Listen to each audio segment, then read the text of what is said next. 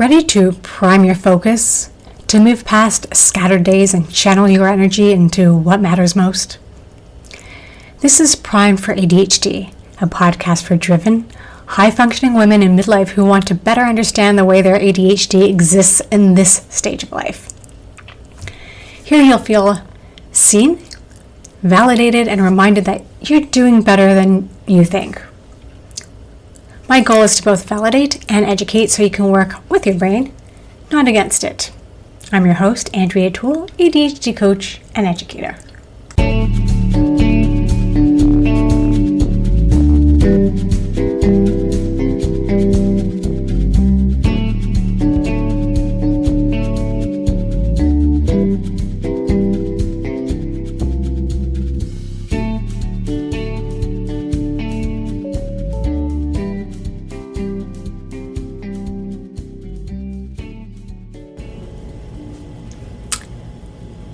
Welcome back to the Primed for ADHD podcast. I'm Andrea Toole, ADHD coach and educator. I work primarily with women navigating ADHD in midlife who are competent, responsible, and used to holding things together, but they find that those strategies start breaking down once they understand their ADHD more clearly. I help my clients identify where energy, routines, and expectations are costing too much and redesign how they operate so success doesn't require constantly pushing past their own limits. This podcast is one of the ways I teach, but it's not the only way to support people. I support people. So far in this season of the podcast, we've been building a foundation. I shared a 30-day anchor plan for ADHD brains as a way to create steadiness without forcing yourself into rigid routines. We talked about why ADHD often feels harder in perimenopause and what's changing. I broke down coaching versus therapy, who does what, and how to know what kind of support you need. And we explored late ADHD diagnosis in midlife and what changes once you finally have the language for what you've been managing for years. Today's episode builds directly on all of that. Because once you understand your ADHD more clearly, a new question often shows up. Who do I tell and how? Now, this isn't an episode about whether you should tell people. It's not a push towards openness. It's not a moral obligation for transparency. This episode is about choice. Because for many women, the hardest part of understanding their ADHD is not the diagnosis itself. It's what comes next. Specifically, how to decide who to tell, what to say, when to say it, where it belongs, why you're sharing, how to do it in a way that you don't regret later. Once you have the language for why certain things have always been harder, the question of disclosure moves from theoretical to practical, right? Whether your ADHD is formally diagnosed or self-identified, these questions will come up eventually. And most people are left to answer them in the moment, under pressure, without a framework. So you might wonder, do I tell my manager? Do I explain this to my partner? Do I correct the assumptions people have made about me for years? Do I say anything at all? What makes this particularly tricky in midlife is that the stakes are often higher. Careers are established.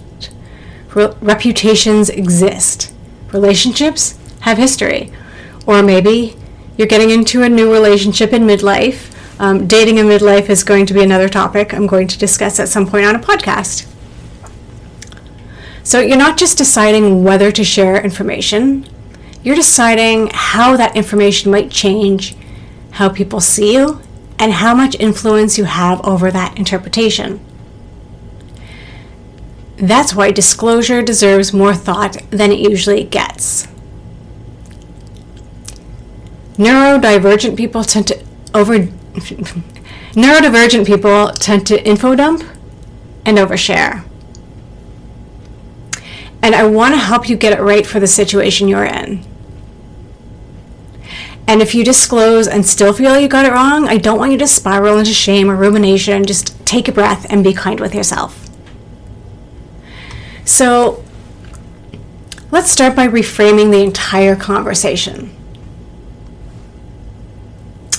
ADHD disclosure is often treated as a confession, as if telling someone is an emotional reveal or about honesty versus hiding, as if openness is inherently better than discretion, as if silence means shame and openness means healing.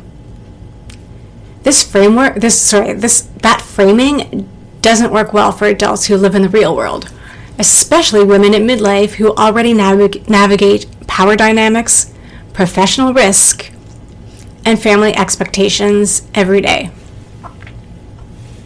Disclosure is not a confession. It is a strategic communication decision, and I will say that again. Disclosure is not a confession. It is a strategic communication decision. That doesn't make it cold and calculated. It makes it intentional. You are allowed to decide what information belongs where. You are allowed to share context without sharing everything. You are allowed to share selectively and decide that some people never need this information. And importantly, you are allowed to decide that not now or not with this person is the right answer. And remember, you can change your mind over time. Silence is not automatically shame, and disclosure is not automatically clarity. This question, it often becomes louder in midlife for a few reasons. First, late diagnosis changes self-perception. You start seeing patterns differently, informing decisions you've already been making intuitively. Maybe you've adapted over the years and just intuitively adapted, and then you understand why. Secondly, the margin for error is smaller, professionally, relationally, and energetically. And third, hormonal changes can reduce tolerance for masking, overfunctioning, or carrying unspoken load. So, I'll say it again. The louder question about disclosure. Late diagnosis changes self-perception, the margin of error is smaller, and there's the hormonal changes. That combination makes the question of disclosure feel urgent even when it doesn't need to be. When people struggle with disclosure, it's usually because they're trying to answer everything at once. Most people get stuck because they treat disclosure as a single decision. But it's not. It's 6 smaller decisions that get tangled together. Let's slow them down and separate this into 6 distinct decisions. Here, I'm going to lead you through an inquiry-based approach with who, what, where, when, why, and how. Inquiry-based. So the who. Who are you considering telling? This could be a manager, a colleague, a direct report, a family member, a friend, or someone you're dating. Different relationships carry different power dynamics, and that matters. You don't owe the same level of disclosure to everyone, and trust alone is not the only factor. Context matters just as much. And then, so we have the who, and then there's the what. What are you actually disclosing? ADHD can mean a lot of things to different people. Sometimes the disclosure is the diagnosis itself. Sometimes it's the impact. Sometimes it's specific accommodation or boundary. You don't have to give someone your full neurological biography for them to understand what you need. You can share context without sharing your entire history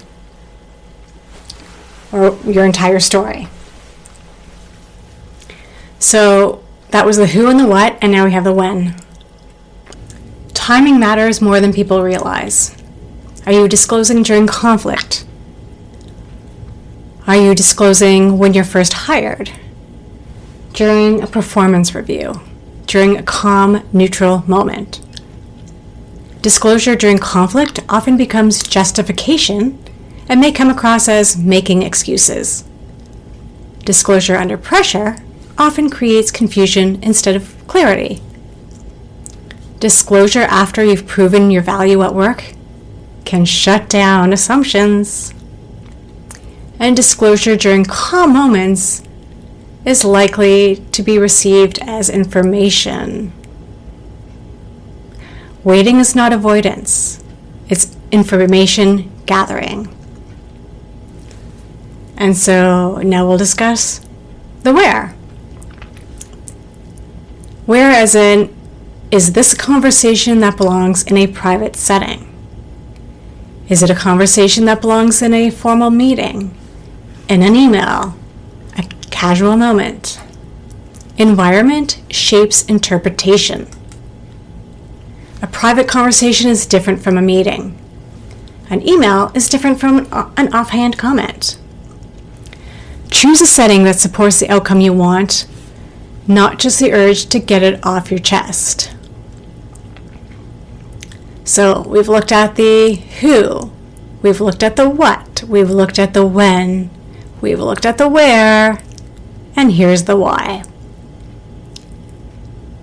The why, that's the most overlooked question.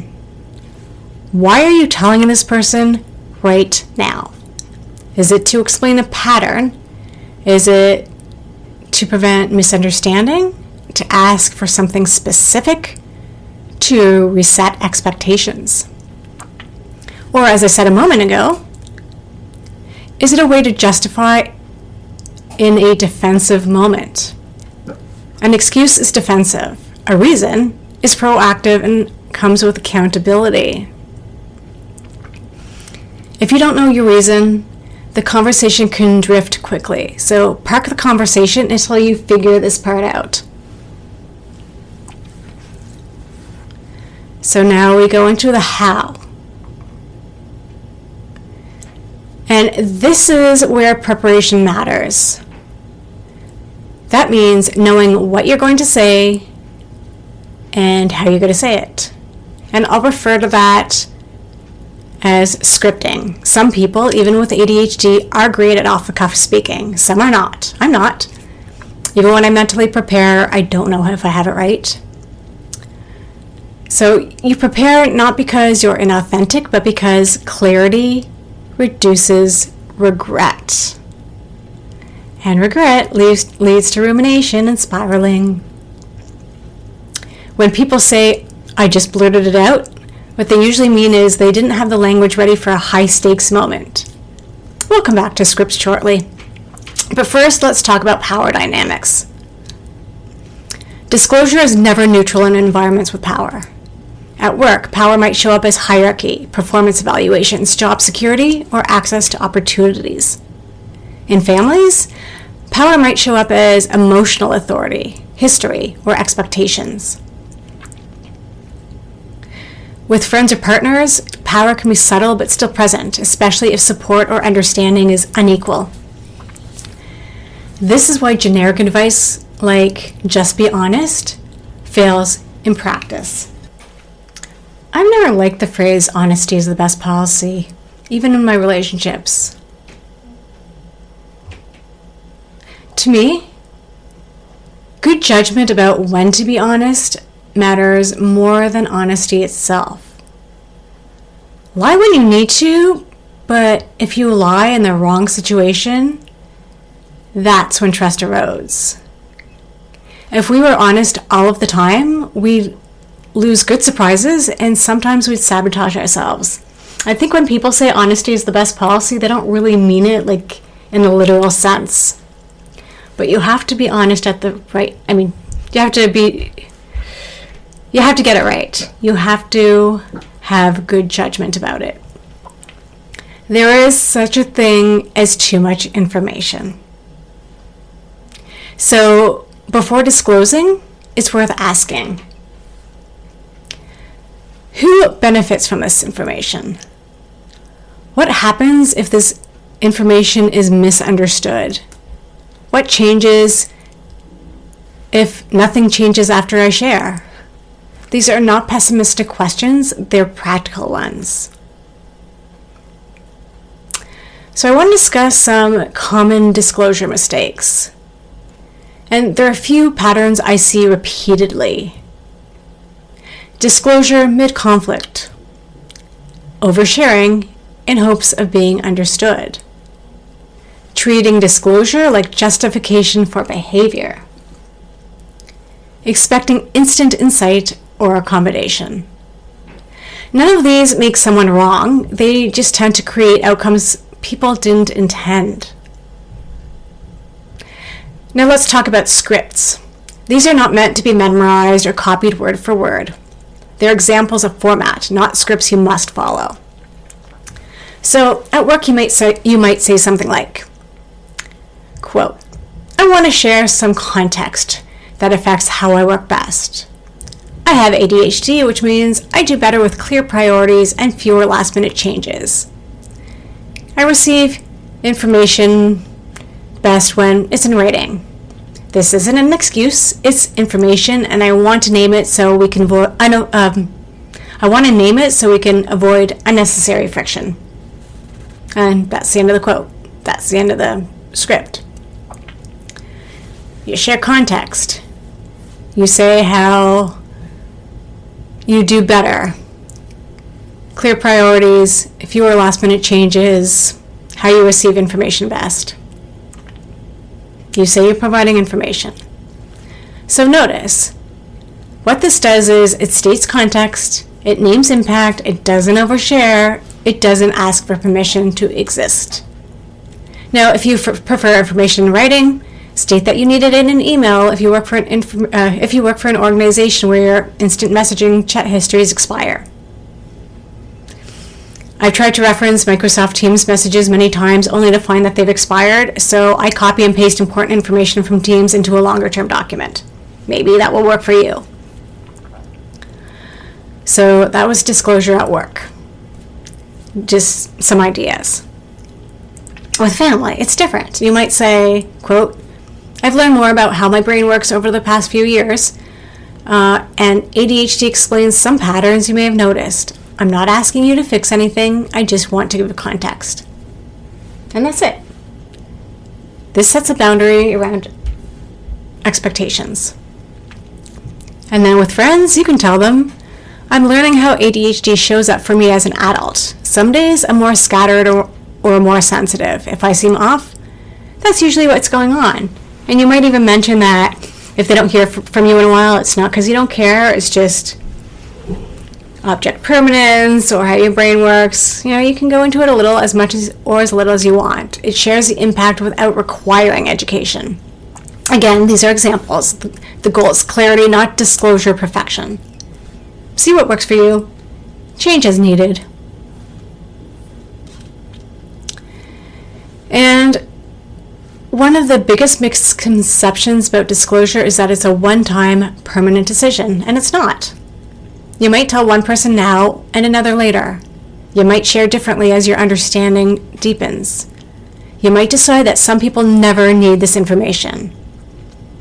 That's not inconsistency, that's discernment. The decision to disclose can always be revisited.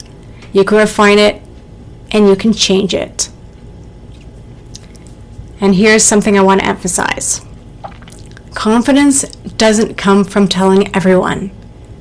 It comes from trusting your judgment about this situation with this person at this time. If you're thinking about disclosure right now, you don't need to rush. The goal isn't to be fully known everywhere. It's to make deliberate choices you don't second guess later. Before you go, a quick recap. This episode was about treating ADHD disclosure as a strategic decision, not a confession, and slowing down the who, what, when, where, why, and how.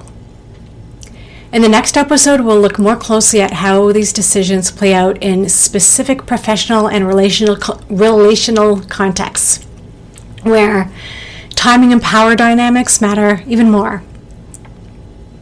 If this episode was useful, you can follow or subscribe to Primed for ADHD wherever you're listening so you don't miss future podcasts. Like it, comment, engage in whatever way your podcast platform allows. You can find me at andreatoolcoach.com, where I share more long-form writing and resources, including the disclosure decision checklist that goes with this episode. You'll find blog posts and how to work with me. You can also find me on social media. Links will be in the show notes. Instagram, LinkedIn. It's where I talk about ADHD and midlife, decision-making, and building systems that work under real conditions. And if you know someone who's navigating these decisions, if you know someone who's navigating these disclosure questions right now, share this episode with them. Thanks for listening. I've got you.